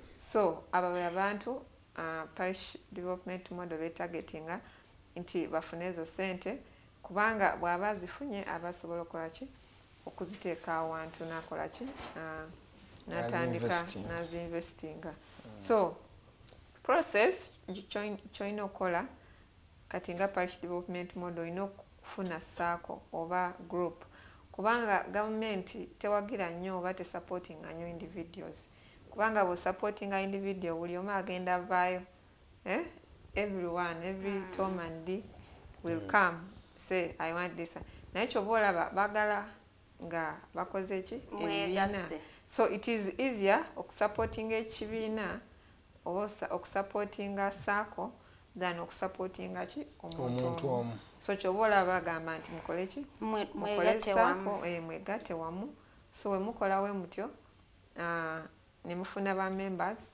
nemugenda nemukola ki abeegatta bonna balina kubeera mu kifo ekyo nga ba mu lukoogo bwennyini mulina kubanga oli ayinza oleeta sako ya famire n'agireeta nga nayo sako legit naye nga oli wenansa n'omulala wekkonga omulala balina okubeera ab'omu lukoogo kubanga bw'oba ova mu luka gw'enaasana era neeyo waliyo omuluka kubanga so buli gy'ova wabeerayo ki wabeerayo parish oba wabeerayo omuluka so balina okubanga wa muluka ogwo in that specific what bakuba nti challenges olusi weziri nti waliyo abantu abamu like waliyo parishes nti waliyo parishes ezafuna naye waliyo ziri nga saawa zino tebanaba kufuna sente so that is one of the challenges naye at least abafuna nze abavubuka mukole group mugende wa parish chief abaguiding en process yonna then osobola okukola ki osobola okufuna akasente kano ate bw'okafuna kakozese bulungi tokakozesa bubi kakozese okainvestinge n'ekirala bw'oba oyagala ziri programs endala process bagambye nti bw'oba oyagala YLP oba emyoga genda ewa community development office owekugombolola ofune forms akuguidinge engeri gy'olina okufiiringamu so bw'omala okufiiringa omala n'ozikomyawo wa community development officer yakwata ezo forms n'azitwala ku district So that is basically group the zino process. abavubuka ze baforminga wabeerayo agenda n'aza assessing okulaba nga zisaana like bagwanidde ofuna ssente oba aba following up ku bantu bano be baba bawadde ssente. Yes, by following up kyova olaba nti babeera ne files. So babeera ne files ezo balina okuyitamu kubanga waliyo omuntu already nga yafuna dda ate nga ayagala addemu akole ki afune kyokka ng'agenze mu muluka omulala ne yeegatta mu sako yeeyo. Exactly. Kyokka ataafunako nga tomuwadde chance y'okukola ki efuna. So kyova olaba nti balina okukola ki balina okuyitamu ne ba following up ne ba assessinga ne balyoka bagamba nti ono katumuwe. Okay, that's good. Sounds good on paper. Because on paper and reality are different. Nature chenjagala okubuuza. Eno sako ezifuna sente. Does a sako have a limited number of people? Nti buli sako mwina bakumi oba 15. Is it gender sensitive? Nti abakyala balina kubeerako webati ate ne sako meka ezinofuna zino million 10 mu ggombolola eryo. Sako emu yenofuna zonna oba how many circles governments are planning ogamba mbu sako tugeze nga kwongera kuli wano parish eno ngerimu circles nga tugeze circles 3 zonna ziba zigenda funa ku ezo sente oba what are the dynamics there in kati parish development model ina percentages abavubuka balina okufuna 30%. Women nabo balina okufuna 30%. Then people with disabilities they get 10%. So the remaining amount people can like ezo it can go to other categories of people. Even though you are, let me say, the 30%, it is specifically, you have to be what? Youth. Between 18 to 35. Yes, even women also the 30%. But even though you are in a group, let me say, you are all combined, men, women, and youth, when you go. Still, they will not say that for you, you are supposed to be on the 30%. If you have mixed up, still you'll get the money on the other percentage. Nemubeera bakyala mwekka era mufuna akasente kamwe. Yes, muba mufuna akasente kamwe. So that is how it is. It is in percentages. Okay. Yeah. So the majority, why they put 30% for youth, it's because according to UBOS report, it shows that actually the 78% of Ugandan population are young people. So that shows that we are the majority of the population. So that is why they obakolachi abavuka bancho basosowaza ne batusosowaza ne basobola okolachi okutuwa 30%. N'abakyala nabo kirungi ky'abakyala nti we are a minority group. N'ekirala nti beetanira nnyo programs zino nti omukyala bw'aba afunye capital tatera nnyo ku misusinga mostly akola No, we used to think women do not steal until some women were some women shocked us. So also when put out in a narrative, yeah, women can I really put a question mark. This is 2023. The women of 2023 are different. How much is each circle supposed to get at the end of the day? Is there a cap where wagamba muzikoma wano atenda circles mekezi funa sentes, you know, can they be as many as 100? What are the dynamics there? No, just kisinziira kuki ku parish eyo kuba oyinza okwesanga nti kangambe nti abantu aba applyinze bangi kati ne bagamba katusoke tuweeko bano then bali tujja bawa next time. Kati ate oluusi mu certain parishes ne wesanga nti ba applyinze batono nogamba wona kabakoleki kabafune. So it just basically depends on going. So tewali specify the amount je batugamba nti buli saka inafuna milioni 10. Not that one. I cannot lie that there is that specific amount each circle has to get. I just know about the categories, the percentage. Naye ogamba nti circle eno okufuna it Sente is wezi. about that circle okola ki okusalawo nti kati bano tugenda bawa like such and such circles maybe in this financial year tugenda bawa sente weziti because sometimes it might not because initially it was supposed to be 100 million naye mu first gundi mu first year zasooka ne zijjako ntono jajjako 17 zokka million ezimu tezaatuuka wamu yo so wesanga nti those gundi dynamics ezijjamu ti oluusi zonna 100 million tezijjira mulundi gumu so naye kati how do you utilize the little you have oba eziriwo But isn't that also another constraint, really? Bwe tuforminga zino groups tuteekamu ne budget yaffe egamba twagala kulunda nkoko we are looking at 1,000 birds. This is our budget. We want like maybe 15 million or something. Oba tukuguza idea gwe notunagamba kati abaagala olunda enkoko zino sente zisobola batandiisa. Omanyi anti kubeerako procedures mwezo paper oba forms z'ofiiringa mubeeramu like procedures like kangambe nti sente ogenda zikozesa ki biki so kyova olaba bagenda ne verifyinga ddala ono omuntu zino sente azeetaaga oba tazeetaaga so they go through as paperwork mungi bwolina okujjuzaamu then afterwards ne baassessinga either you're qualified to get the money or not. Mu ba youth mulimu abatamanyi kuwandiika n'okusoma. Bano abantu bakwalifyinga batya okubanga bafuna kasente ako nga mulimu paperwork w'okujjuzaamu. Ofunayo omuntu akuyambako kubanga kyova olaba neyo presidential initiative of skilling olina okufiiringa form olina okufiiringa form kosi gy'oyagala biki ne balyoka bakola ki ne bagitwala naye oluusi wesanga nti omuvubuka tanaba kusomako tagendangako ku ssomero naye togenda kwekubagiza ogambe nze simanyi kuwandiika kati foomu ngenda gifiiringa ntya so ofunayo omuntu nakuyambako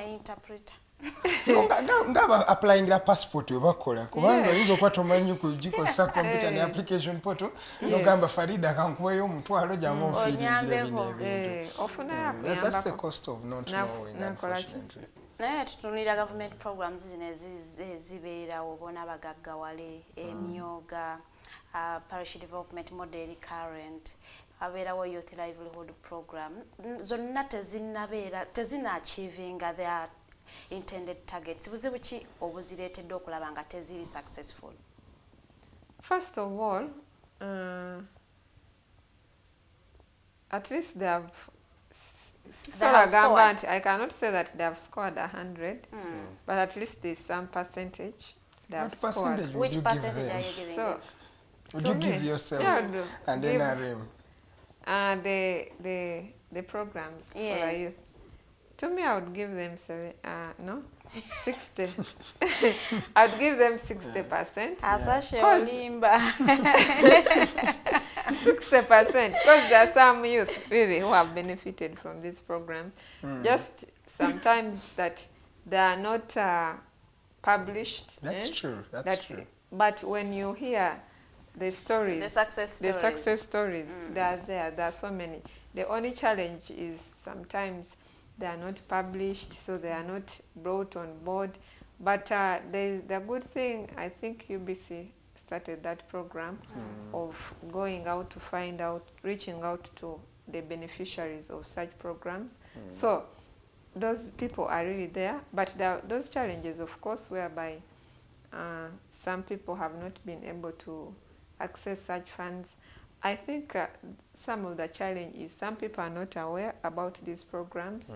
Like, for example, now, like me, before becoming so much into community politics, I did not, of course, I've been a leader at university, but when I was not in the community politics, I did not understand about these government programs.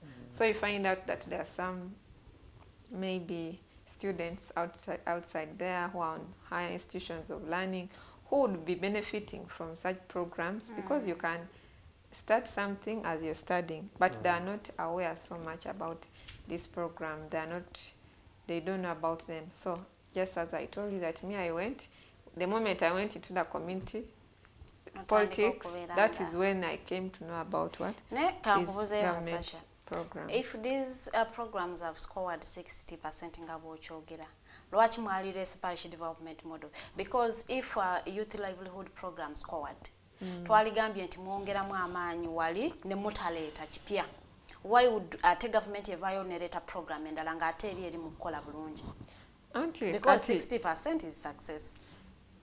Kati ekintu kya parish development model tekitagetinga abavubuka bokka. It targets the whole community in that parish. So muli adult people, young people, women, so mulimu abantu bangi. So naye why emyoga najo giri general. Naye nga you just need to be in a specified business. Kati kangamenti mwine okuba ba saluni nga muli wamu ne organizinga ne mufuna ezo sente. Maybe tax operators ne mwekolamu omulimu ne mufuna ezo sente. So those ones are specific. You need to be in all in one enterprise for you to participate in in emyoga. To benefit from emyoga. Yes. Okay. Then but why LP? That one, of course, it is specifically for the young people. It is just like UEP for women. That one is specifically for what? Women. For women. But in the fund for women, even though you're girls and you want to participate, still you can get that money in what? In UEP for women. So, but these other programs, they are broad. They cut across. So you cannot say just because there is YLP, you cannot bring parish development model. Parish development model is there because some people were complaining because of the process of YLP from the village level, then to sub-county, then to the district, then national level. So they used to see it as a long process. And most of these, then emyoga is on constituency level, and still some people are complaining. They were complaining. So that is why they said, let's do decentralization, and we bring one of this particular program near to the people. Near to the people. The parish is the closest. Yes. Yes. When you are talking about challenges, you didn't mention the challenge of corruption, which I think is one of the biggest challenges. Yeah, it is. Corruption is one of the biggest challenges. People have started stealing PDM money. True. As it has just come. True, it is one of the challenges. It is a very big challenge, or not only in PDM, but even also in emyoga, and also in these all other government programs. So corruption, it is there that some individuals are selfish. They want to take away the money which is made for the whole community, but then they want to bagala bakolechi bafunemu ngabo nga individuals mu kifo kya community. So naye nze nsaba nti abantu we batyo singa babafuna they would at least face the consequences, kubanga omuntu bw'omuleka bulesi nga is involved in such things, ogumuze guba gweyongera. But if we can really punish them, we arrest them, and they are tried in courts. So that one. They try them naye sente tebazibajjaako.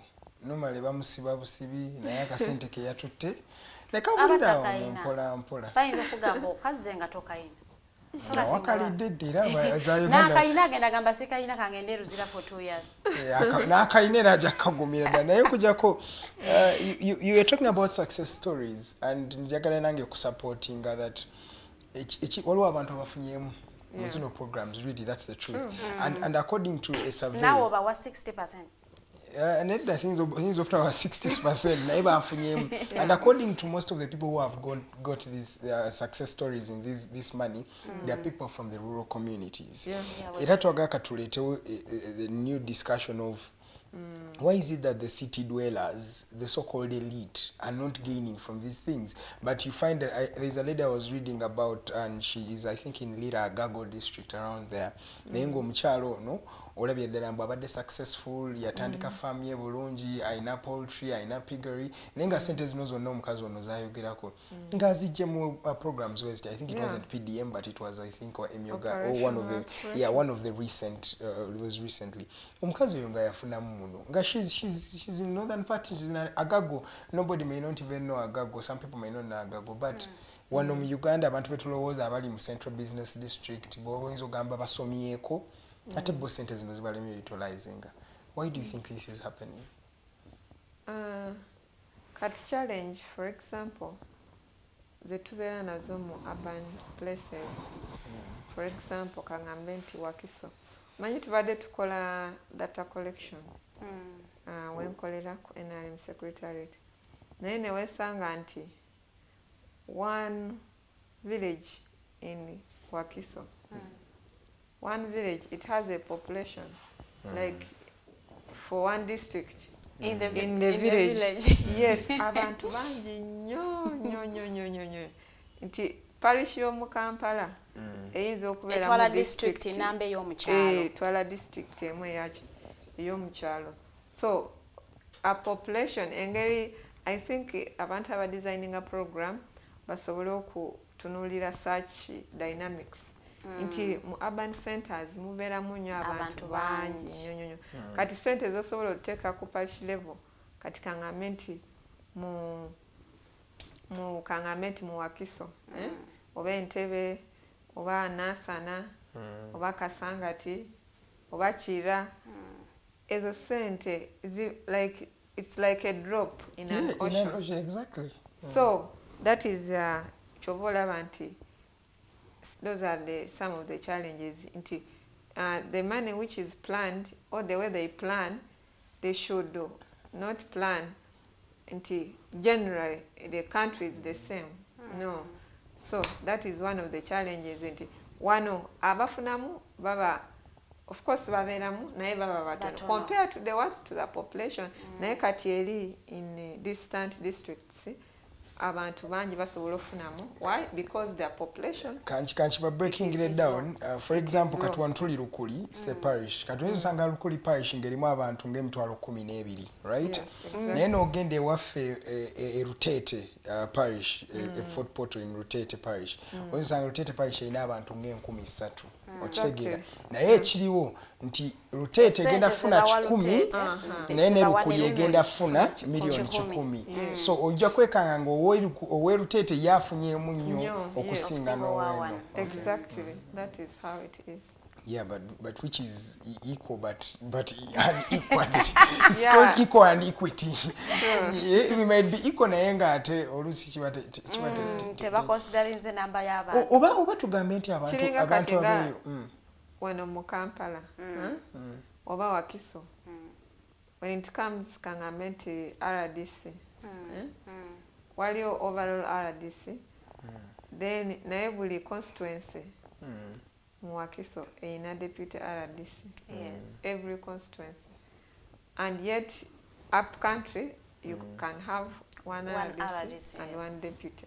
So obungi bw'abantu. So balina okukola ne central government erina okubanga planninga oba ministry ya local government nemanya administrative units zino nemanya ati zanjawulo. So when we are allocating resources tutunulire ensonga ngezo. Oba tugambe nti abantu bano abali eyo mu byalo because president abadde for a time wano ng'agamba y'Abannayuganda basinga okutegeera Abannayuganda b'omu byalo eyo be basinga following ebintu bye. Tugambe mbuno mulimu politics mu urban centers because the fact is when you realize rural areas zine engeri welcoming government projects bulungi. Can we just you point out something numbers abantu but also there's a work ethic that people in the rural areas have that I feel the elites of these districts here these cities are the ones who are missing something really. It's not even about really the numbers themselves.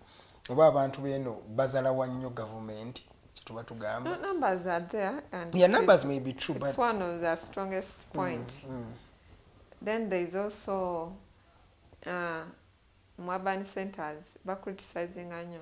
Exactly, that's what for me I think is a big programs are government like they criticize them. They judge it without even knowing. Tanaba kumanya bitambula bitya gamba ebyo tebijja kukola eyo PDM tejja kukola. So sometimes they judge so fast into that one will not work, that one. But someone there, they will welcome it with all their passion and they start. Yes, kubanga olaba ne bagamba nti ogenda kutandikawo business. Bagamba bw'oba otya risk, don't start. Naye omuntu yenna okubeera successful olina okukola ki, olina okuteeka risk taker. So nomanya nti kantandike, you take the step. Naye bw'olwo ogamba nti nze sijja kusobola, era oba tojja kusobola. Gyabali. Mpiteko mu comments kati nnyo omukulu Nomani abuuza, please ask Sovereign Hasahya how the people managing these programs can fight multi applications. For example, if one applied for PDM from some parish in Rengo, later the very members run into another parish and apply for Youth Development Fund and defaults, then also apply for a myoga. Is there a mechanism to trace and know of such fraud? Because chances are that each government program has its independent leaders and supervisors. Ngaba na Uganda bayaye. The same group can apply for PDM, apply for Youth Livelihood Fund, apply for a myoga, bonnanga buli wamu program balagayo. Muyinza kirwanya ngabwafuuka mulimu. Okay. Source of income. Yes, kyemanyi kati kangambe nti kanjogere ku YLP ne emyoga. Ezo gundi files kubanga bakola gundi. Every community development officer babeera ne files ezo. Kati ezo file ne bazitwala ku district. Kati aba district omulimu gwabwe mu community development office omulimu gwabwe gukola ki, to go through all those files. Ne bagendamu ne baassessinga ono omuntu, has he or she been a beneficiary of such programs? So after that, kubanga era ogenda ateekako amanya gegamu. Tosobola gamba nti tosobola kyusa because it needs your national ID yeetaaga. Yes, so ebintu webito. So kyova olaba nti balina okukola verification. Balina okukola verification. So eyo process weeri naddala ku emyoga and parish emyoga and YLP. Kubanga ezo files ziba ku gombolola ne bazitwala ku district. Yes. So ku district awo, that is when webeke bagamba okwekenneenya. Yes, ne bazekenneenya. Yes. So beerawo ebityo. Kata ku parish abantu kubanga kati kangambe constituency. Emyoga ziri ku constituency level. Mu constituency muba mu parishes enjawulo. Muba onaveno. So era wekituuka ku parish level muba temusobola gamba nti mwena muli ba same parish. So kubanga eyo kola mu parish eyo yokka nga yo. So sometimes it is, you cannot say that kubanga constituency joining abantu ba gundi so ekitegeeza bwe mba newandiisiza ndagamuntu yange nga newandiisiza Kampala and I'm like Kampala eganye kanzireyo mu kyalo nfune ku PDM ntandikewo tebagenda kunconsideringa kubanga ndagamuntu yange teraga nti newandiisiza side zeyo. First of all, ebyo byenkugambye oku applying olina okubeera ne LC1 letter. LC1 letter, LC1 ayina okakasa n'amanya nti oyo n'omuntu waawano wa ku kyalo kino. So n'akusobola okukola ki, okurecommending. Yes, n'abantu ababa mu kyalo bennyini nabo era basobola okumanya nti ono omuntu abadde waali naye kati azebuze. So by the community members, they are the best people to judge. They are fully aware of that. But also I had Minister Kasolo talking of that same issue at time, and he also mentioned that since by registering and manyagone ni number yo, so they put it in the system. So if it appears anywhere to be benefiting from that very same program, it's going to be red flagged. Pagambe, ono Karuhanga Edgar Matthew, yafunire rukuli. About PDM, I don't know about them. You can engagamba.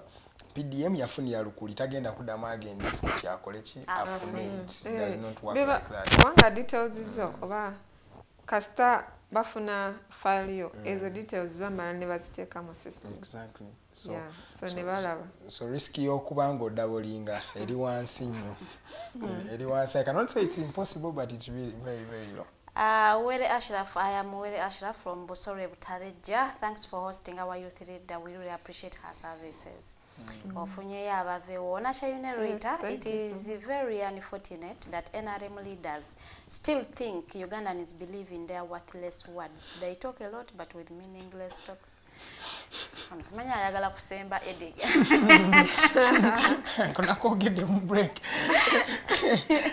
But also, you see, already she has judged it to be worthless.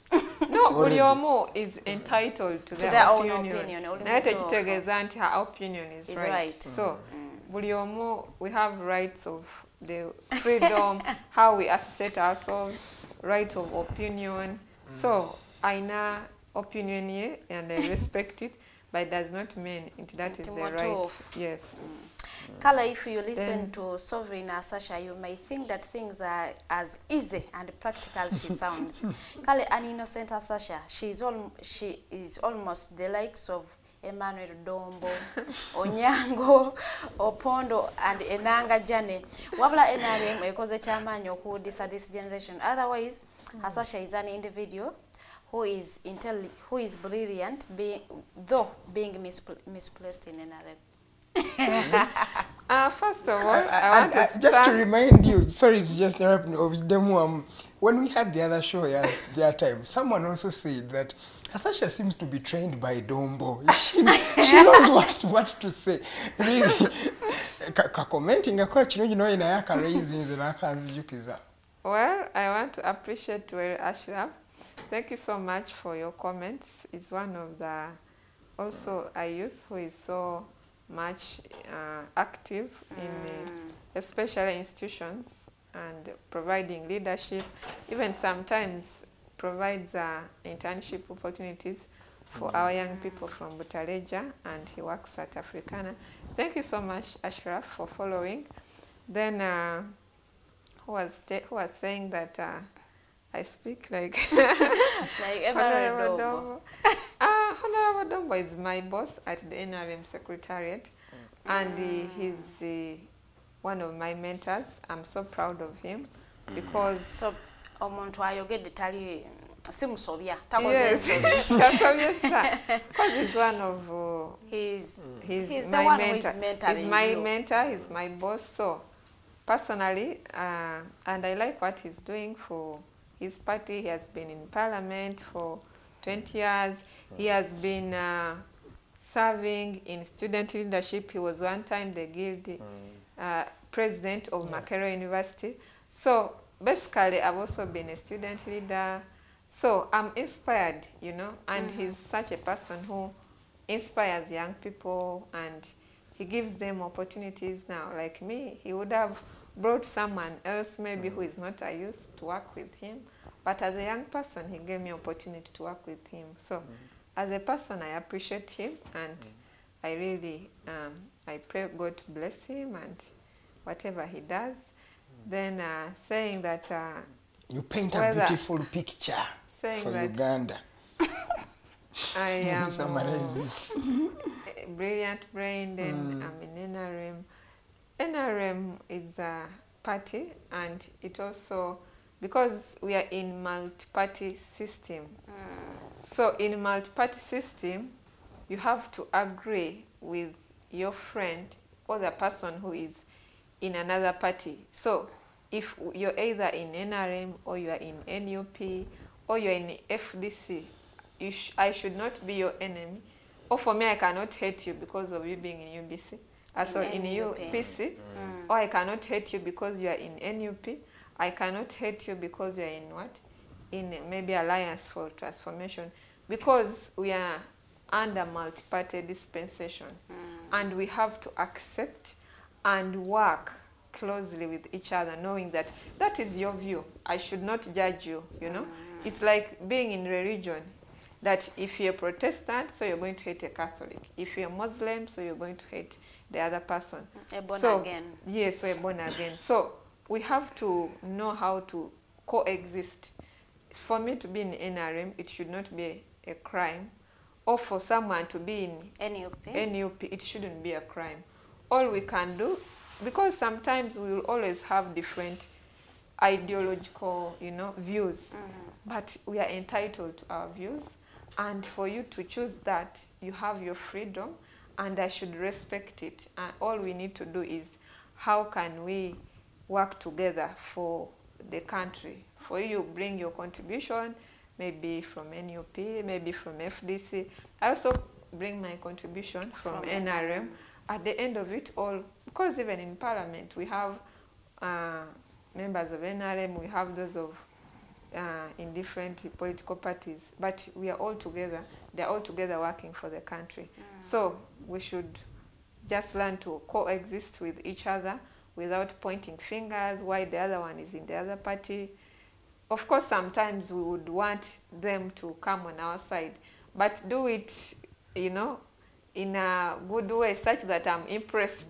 Like to how join. you do to Mapenduzi, like what you've done to Tofa, Yes, Chotagabi. you lure that someone. You are finishing the entire opposition. So just lure someone to join you, and that person will Yes, join you. comment Because on, political parties, they have free entry and free exit. Yeah. Someone can join, then another time. That's why you have seen some people, they have been this, then they are that. But all of us, as long as we are working for Ugandans, that is the most important. As long as we are respecting each other's views, or if we are to disagree, still let us disagree respectfully. Yeah, but you've not. I wanted you to comment on the detail that you paint a very beautiful picture for Uganda. Olaganga Uganda eri bulungi nnyo. Are we really that okay? Like you seem to profess. And for me, what I said, it is concerning to what I know. Because sometimes we criticize, but we don't know. But still, even though you know, still you can give what you know. I also give what I know. And we compare notes. That one has no problem. Kubanga nze sola gamba nti yenze asinga amagezi oba yenze asinga okutegeera nedda. Nange waliyo byemmanyi, waliyo bye sitamanyi. Nawe kennyini waliyo by'omanyi, ate waliyo by'otamanyi. Naye at least bw'oleeta your views, nange nendeeta, ne tukomparinga ne tulaba kiki. Twogedde ku challenges nga tumaliriza. We have 10 minutes.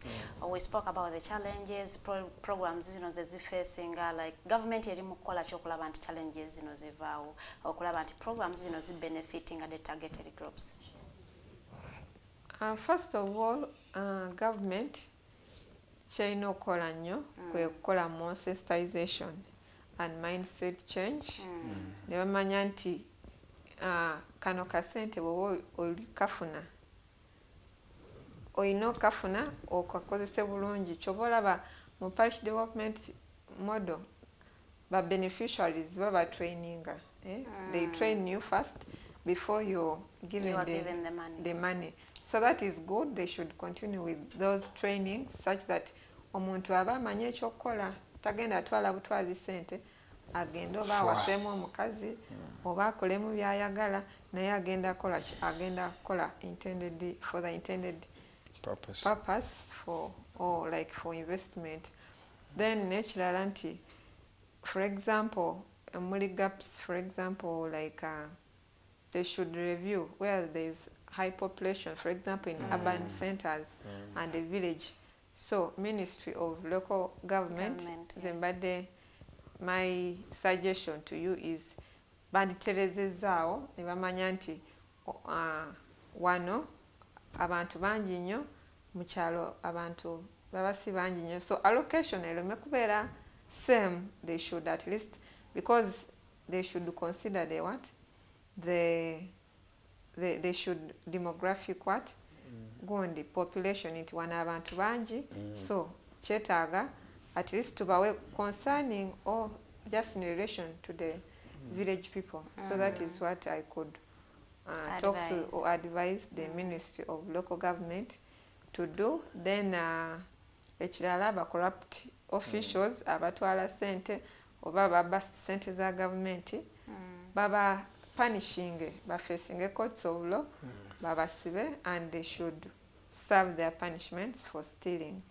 So basically that is what I can Nache Azem Nagambanti, it is unfortunate that Hasahya also agrees that they just lure people to join them than convincing them through service delivery and good governance. Kimoba luaringa maybe nesente, maybe you sweet talk them. You know, someone can sweet talk you. Nakuyingiza mchota tegira. No, in the Chemugande, it is not only in NRM. It is everywhere. Nae mwenyine you can Nabo opposition can lure the NRM people. Baba join. It is you see when you are Kagabo te yava motwa Kagabo honare motwa Kagabo. Yava mwamuru waringa aba opposition ne bamujja mu NRM. Yachima kadi yafe. Yamara. By no kumanya political organizations, they work with people. Oino kubanga oino okola abantu bakolechi bakujoininge. So you can do through service delivery, which is okay, but you can also talk to them. You know, you can no baguza ideology. Yes, no baguza ideology. No offense in that. There is no offense in that. And not only Gundi, NRM, ewa NUP era obawa FDC, era osobola okwogera newa NRM. No mukonvisinga era nakujoininga. So ekyo takiri mu stand kiringa okubuulira enjiri. Obuulira enjiri Azena aze n'alokoka naye atakiriza okulokoka era n'omuleka. I think it will be my last comment. People are not about to keep quiet, so I will take this one as the last comment.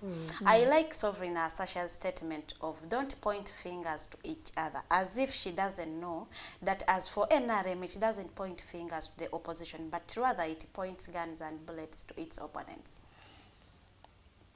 Edgar. That one, it is not NRM because NRM as a party, or because NRM is headed by the president, then it has vice chairpersons, then it has a secretary general. So I don't know the specific person in NRM who pointed what? Guns. But what I can know is some actions of specific people. They paint the whole picture that it is NRM which has done. But basically when it's not, because someone can do an action as an individual in his own capacities, but then you say that that person might not even be, you know, in NRM, like has the heart of NRM. So that one should not, maybe if they point out that this specific person is the one who is in the leadership structure of NRM. But the actions of specific individuals, those ones, of course, they have to be condemned. You cannot support such because we all Ugandans. All we need to do is to live peacefully, and that is all. But the actions of individual personalities, those ones, they should not paint. Account for them as individuals. Yes, as individuals, not as a party. Not as a party. I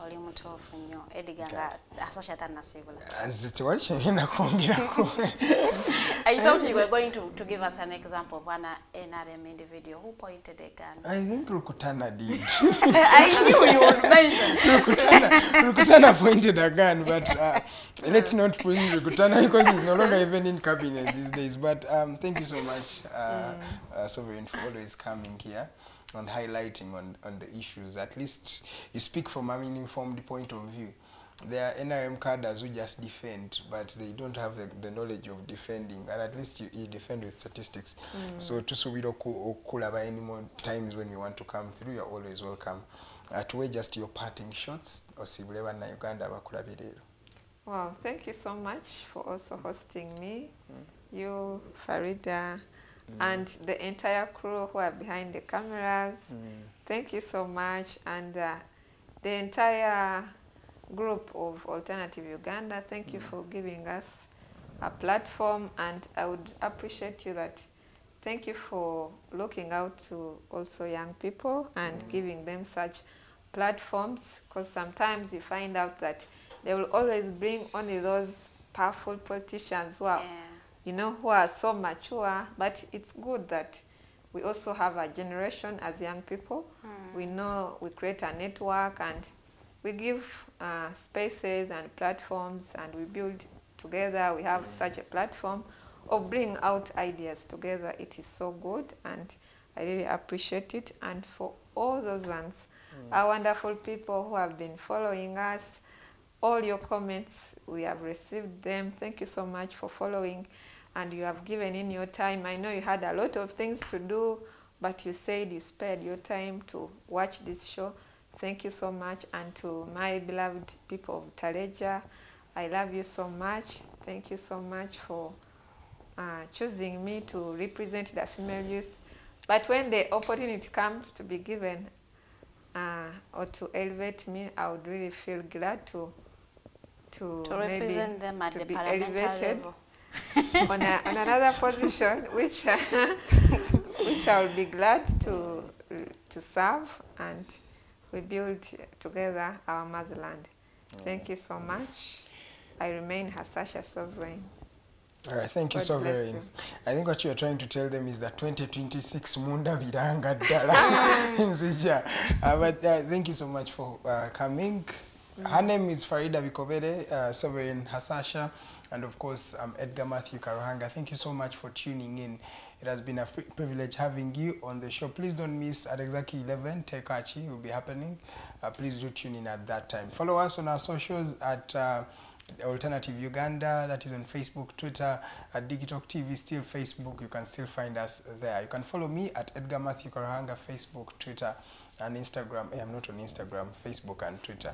Thank you so much, guys, for watching. See you tomorrow. It's going to be the Woman Crush Wednesday, and of course, happy Eid to all of you out there. Good morning, Uganda.